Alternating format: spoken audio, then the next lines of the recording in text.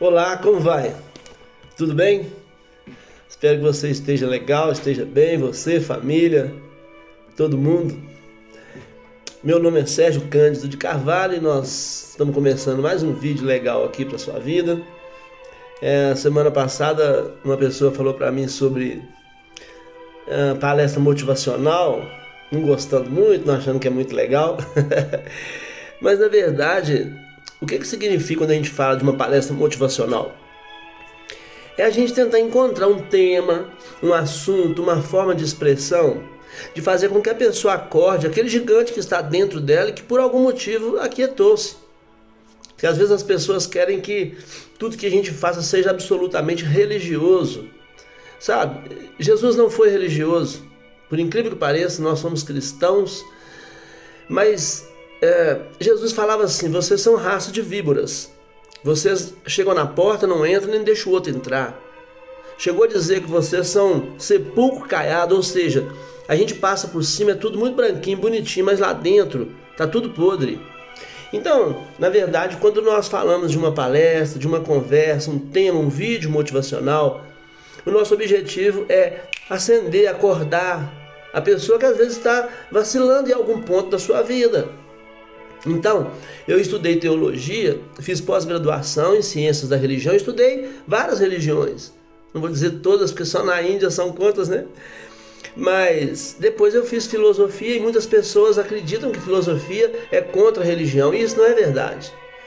Filosofia, na sua íntegra, na síntese, é amizade com a sabedoria, amigo do saber.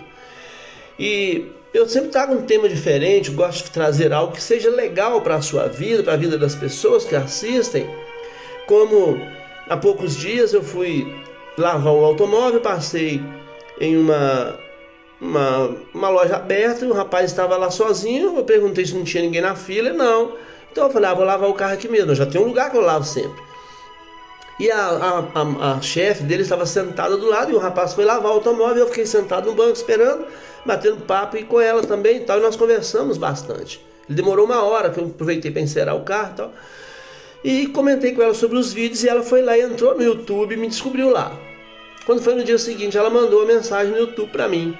Ela falou assim: olha, você não foi aquele dia lá lavar o carro, você foi enviado de Deus para conversar comigo, para ajudar a mudar a história da minha vida. Vocês não sabem o quanto isso me fez bem. Então, hoje eu estava lendo uma história muito legal do Moody, é D.L. Moody, o nome dele é difícil até de pronunciar. Você pode ir para a internet e escrever Moody lá que você vai ver. É difícil, esse homem é norte-americano, né? Era norte-americano, que ele morreu do século XVIII. Morreu no finalzinho, 1799, se eu não estiver enganado. Melhor, 1899, século XIX. É D.L. Moody, que ele ficou famoso, porque é difícil pronunciar o nome dele. Mas interessante é que o Moody estava caminhando com um grupo em um deserto. Eu li certa ocasião que era um grupo grande de pessoas, talvez jovens, estudantes, e eles passaram em determinado lugar, deserto, você já imagina, aquele calor assustador, e tinha um animal morto. E cheio de moscas, né? E aquele cheiro que exalava à distância. E eles pararam perto, fazia parte do estudo deles, então eles pararam e começaram a olhar aquele animal morto, e cada um fazia um comentário. A uma disse: meu Deus, que fedor, que trem terrível. A outra disse: eu acho que eu vou vomitar. O outro: nossa, não aguento nem olhar isso, meu Deus, eu vou ficar uma semana sem comer. E cada um foi colocando a visão que teve daquele animal morto, né? E do que a interpretação que a sua mente fez daquele cheiro, daquele momento ali. Pois o Moody, olhando assim, esperou que todos falassem bastante. Quando olharam para ele, ele disse assim: gente, olha os dentes desse animal, que dentes lindos e perfeitos que ele tinha. Sabe o que isso significa? Isso significa que as pessoas grandes, elas veem coisas boas, mesmo nas dificuldades. Por que nós aprendemos desde novo a focar nas coisas negativas, nas coisas ruins?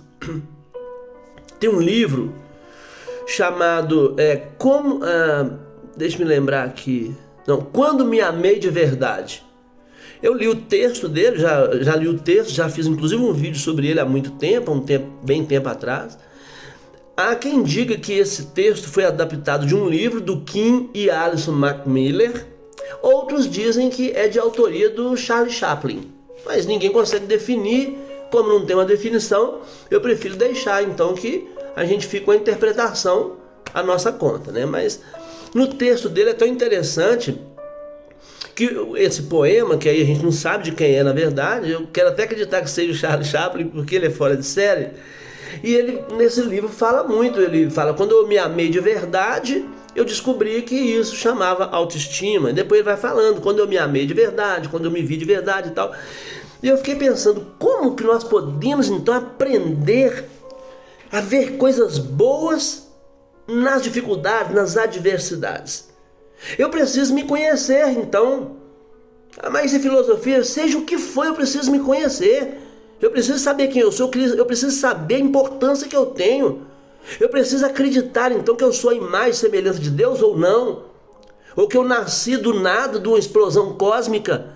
Eu tenho que entender que a hora que eu morrer, então, é igual morreu um pato, uma galinha, um cabrito, morreu, acabou. Ou eu posso entender que depois que eu morrer, há uma vida além. Eu tenho que acreditar em alguma coisa. Então, eu preciso primeiro me conhecer. E como que eu faço isso? Para eu começar a ver coisas boas, mesmo nas dificuldades, eu preciso avaliar a minha autoestima. O que é a autoestima? É a avaliação subjetiva que eu faço de mim mesmo. Ou seja, eu tenho que saber o que eu penso e sei a meu respeito. É o indivíduo que aprende a namorar a vida, sabe? A olhar para si mesmo, a ter aquele posicionamento positivo ou negativo, a favor ou contra. Mas você tem que aprender a ser você. Eu preciso aprender a ser quem eu sou. Há algumas definições legais que tem aquela história linda de José no Egito, que não é do Egito, mas no Egito, que havia 3 interpretações que se fazia. Ele podia interpretar quem ele era como ele pensava que ele era. Ele poderia pensar como os outros achavam que ele era. Então, primeiro, como ele achava que ele era. Segundo, como os outros achavam que ele era. E terceiro, como Deus sabia que ele era. Deus não achava, Deus não interpretava, Deus sabia. Por isso Deus sabe quem eu sou, sabe quem é você. Numa certa ocasião eu conheci uma pessoa, um cidadão, e ele me disse assim: rapaz, eu estou encrencado. Eu sou um cristão, mas eu trabalho numa boate, eu sou um segurança numa boate. E há várias pessoas que estão me dizendo que está errado. Eu, como cristão, não posso trabalhar numa boate porque ele é local de pecado, de bebida, de droga, de coisas erradas, até de roubo, de tráfico, etc. E eu não sei o que fazer. Eu disse: mas você pensa o quê? Quem é você? O que você está fazendo lá? Qual a representatividade que você tem nos seus conceitos, nas suas ideologias? Várias pessoas disseram que eu tenho que sair do emprego, mas eu não tenho outro e eu tenho família. Eu disse: então você não tem que sair do emprego. Você vai fazer no seu emprego aquilo que você julga que é certo. Você não precisa de beber, de se prostituir, de traficar, de roubar nada lá no seu serviço. Então você precisa ter a sua autoestima. É você saber a avaliação subjetiva que você tem de você mesmo. Como que eu interpreto a vida, como eu interpreto as coisas. Sabe o que mais que nós precisamos também? Da nossa autenticidade. O que é uma autenticidade? É aquela condição de caráter que você e eu temos, autêntica. Uma condição autêntica do meu caráter. Quando você vai analisar caráter, você vai notar o seguinte: o que tem caráter tem personalidade. O caráter é aquilo que está dentro de você, é aquilo que você é realmente. E a personalidade é aquilo que você constrói pelo seu caráter para mostrar ao outro aquilo que você quer que ele pense de você. É isso. Qual o problema então? Você tem que descobrir a sua autenticidade. O que é ser autêntico então? É você saber a condição do seu caráter. O que eu tenho de convicção, de ideologia, eu tenho, é meu caráter, é minha autenticidade. Mas se alguém me mostrar algo e me fazer entender que aquela autenticidade, que eu posso mudar aquilo. Vou baixar esse volume aqui. O que eu faço então? Eu abro para o novo, porque quando eu não abro para o novo, eu sou velho, eu sou arcaico, ultrapassado. Eu abro para o novo. E se alguém me mostrar algo que é mais interessante, que é mais importante, que é mais ético, que é mais produtivo, que é mais cristão do que o que eu penso, eu mudo. Sem um pingo de vergonha, sem um probleminha de acanhamento. E isso é ser autêntico. Ó, eu penso dessa maneira, mas gostei da sua ideia, entendi o seu posicionamento e vou me posicionar agora sim, porque eu gostei disso. Qual o problema? Qual o problema disso? Há muitos anos, isso não é nem da minha época, porque eu sou jovem, as pessoas morriam de uma doença chamada nó nas tripas. Depois descobriram que era apendicite. Hoje a cirurgia do apendicite é 2 furinhos, não fica nem marca mais. Se os médicos tivessem permanecido na ideologia antiga, na autenticidade absurda que não abre para o novo, estaria gente morrendo até hoje de apendicite chamando de nó nas tripas. Quer ver outra coisa importante? É o respeito. O que é o respeito? O respeito, o que é principal no respeito? É eu aprender a respeitar a mim mesmo primeiro. E eu vou fazer o quê? Eu vou respeitar o outro e não vou aceitar ninguém me diminuir. Se você tem respeito por você, ninguém vai te diminuir. Ninguém vai te colocar para baixo sem o seu consentimento. Por quê? Porque você tem respeito por você. Se você melhora, eleva a sua autoestima, você é autêntico, sabe o que vai acontecer? Você vai aprender a se respeitar e ninguém vai desrespeitar você. Sabe por quê? Porque existe uma outra palavra muito legal que está no texto lá também, não sei se do Kim ou se do Charlie Chaplin, que fala do amadurecimento. O que é o amadurecimento? É eu amadurecer para a aprendizagem. Quando eu decido ser maduro, eu decido que eu estou aberto a novas possibilidades, a novas visões, a novas interpretações de coisas da própria vida. Se eu ficar preso a tudo que me é colocado, desculpa a expressão, goela abaixo, eu não tenho amadurecimento nenhum. Não valeu os anos que eu vivi, não valeram as experiências que eu tive, sabe? Não valeram as topadas que eu tive com a vida.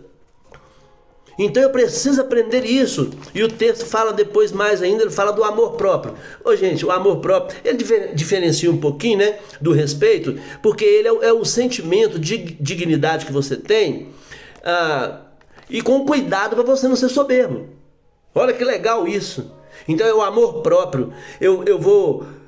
ter aquele sentimento interessante de dignidade, ou seja, eu sou digno de ser alguém, eu sou digno de ser o que eu sou digno de ser importante em algum ponto da minha vida. Não é soberba, por favor. Você tem que entender. Por exemplo, há poucos dias eu estava conversando com meu sobrinho João Luiz, abraço meu querido, e nós estávamos falando sobre os traumas da vida, sobre os bloqueios que as pessoas adquirem no decorrer da vida, e nós descobrimos que os bloqueios maiores nascem onde? Com o pai e mãe, dentro de casa, depois com professores. Você imagina? Olha só, pai, mãe e professores são os 3 maiores educadores da história, sempre foi e sempre será. E isso, os bloqueios acontecem lá, sabe? Aí o que acontece? Se eu recebo lá um tratamento, alguma coisa que causa um bloqueio em mim, o que vai acontecer? Eu não terei amor próprio. Eu serei manipulado por aquele trauma que eu tive, por coisas que aconteceram, por pessoas que me humilharam, por pessoas que desfizeram, por pessoas que abusaram, que hoje chamam-se de bullying, né? Eu já fui humilhado várias vezes na minha vida. Nunca ninguém chamava de bullying, nada. Se eu não tivesse construído, estudado, né, brigado para eu ser alguém, para eu lutar atrás, sabe o que seria? Eu não teria amor próprio, não estaria nem aqui fazendo um vídeo desse com você. Então, amor próprio é muito importante, é aquele sentimento que você tem de dignidade, e tem que ter mesmo, isso não é soberba. Você é importante, você é alguém importante, você não nasceu à toa. Você não veio a este mundo simplesmente porque aconteceu um namoro do papai e da mamãe lá. Não, você veio porque você foi escolhido. Você veio porque de alguma forma o Deus Criador, que eu creio nele, ele escolheu você, ele separou você para alguma coisa. Se você não tiver amor próprio, quem vai ter amor por você? Eu amo fulano, eu amo ciclano. Se você não se amar, você não ama ninguém, não. Primeiro você tem que se amar. E depois disso tudo vem, uma palavra linda, maravilhosa, que nós adoramos e não conseguimos aplicar. Sabe o que é? A simplicidade. Tem pessoas que confundem simplicidade com excesso de submissão. Não é isso. A simplicidade é aquele que não complica as coisas. Ai, fulano de tal é tão simples, ele para e põe a mãozinha no bolso, faz assim com a carinha. Isso não é simplicidade não, isso é bloqueio. Isso é medo, isso é receio que ele tem de alguma coisa na sua própria vida. Simplicidade é não complicar. Basta, só isso. Ah, ele é tão humilde, ele para ali, ele fica com a mãozinha assim de cabeça baixa. Não, ele está fugindo, ele não consegue relacionar com ninguém. Ele está carregando aqueles traumas terríveis de lá de trás. Quando ele chega perto de alguém, ele se diminui, ele se abaixa diante dos outros. Sabe por quê? Porque desde pequenininho ele foi acostumado. Você não serve para nada, você não vai servir para nada, você é um passa-fome, você é um pobre coitado. Então essa simplicidade está muito longe daquilo que as pessoas interpretam. Simplicidade é não complicar, então não complique nada, seja autêntico, seja você, tenha amor próprio. E isso, sabe, tem a virtude que você reconhece as suas próprias limitações, te faz uma pessoa simples. Não é negativo você se render, não. Não é negativo você concordar com alguém, mesmo que mude a sua própria opinião. Sabe? Então, restaurando aqui todos os itens que nós falamos sobre a autoestima, sobre a autenticidade, o amadurecimento, o respeito, o amor próprio e a simplicidade. Sabe o que vai acontecer? Você vai atingir uma palavra, talvez você nem vai concordar muito, mas eu vou procurar dar uma explicação sobre ela. A plenitude. Ah, mas alguém vai atingir a plenitude? Eu sei que alguém vai pensar isso. Não, nós não vamos atingir plenitude de nada, não. Sabe por quê? Eu atinjo a plenitude quando eu entendo que eu estou lutando para resolver as minhas questões emocionais. Eu estou pleno quando eu compreendo que quanto mais eu sei, menos eu sei. Quanto mais eu aprendo, mais eu tenho que aprender. Isso é plenitude. Às vezes a pessoa pensa, a plenitude é alcançar tudo, pleno, supremo. Não, não é. O dia que você alcançar tudo, for pleno, supremo, você vai ser levitado, você vai ser levado embora. Então, a plenitude é quando eu compreendo aquele estado de completo em mim, de integridade, de sabedoria. Eu estou indo aqui, eu estou pleno. Eu estou na plenitude. Eu tive que estacionar, eu estou na plenitude. Eu encontrei uma adversidade, eu estou na plenitude. Eu venci a adversidade, eu estou na plenitude. E se eu não vencer, eu estou ainda, porque eu não vou recuar. Eu vou mudar a estratégia, vou mudar a direção, sabe? Isso é que é interessante. Então quando eu aprendo que plenitude não é alcançar tudo, é igual felicidade. Tem gente que fala, o que é felicidade? É bater a cabeça no travesseiro e dormir. Não, isso é sono. O clonazepam, né? Felicidade é alcançar tudo que eu quero, então você não vai ser feliz nunca, porque você não vai alcançar tudo que você quer. E nem pode, nem deve. Então, quando nós passamos por uma autoestima elevada, quando nós temos a autenticidade segura em nós, quando nós nos amadurecemos com a vida, quando nós adquirimos o respeito por nós e pelo outro, quando nós temos o amor próprio, nós ficamos na simplicidade, nós estamos na plenitude. Sabe o que significa isso? Significa saber viver. Quando você chegar no deserto e tiver um animal morto, o que você vai olhar? Você vai observar a podridão, os vermes, o mau cheiro que você vai sentir com o seu outro sentido, que é o do olfato, ou você vai olhar e observar os seus lindos dentes? Pense nisso. Um grande abraço. Se alguma coisa vai dar polêmica, não tem problema. Pode me chamar no privado lá no WhatsApp que nós conversamos a respeito, tá bom? Um abraço para você. Seja pleno e saiba viver. Um abraço. Não esquece de dar o like lá no YouTube, não. Se você receber por outro meio, pelo WhatsApp, onde for, vai lá no YouTube, entra lá, Sérgio Cândido de Carvalho, dá um likezinho lá, escreve, não te custa nada e vai me fazer muito feliz, tá bom? Um abraço, até o próximo vídeo.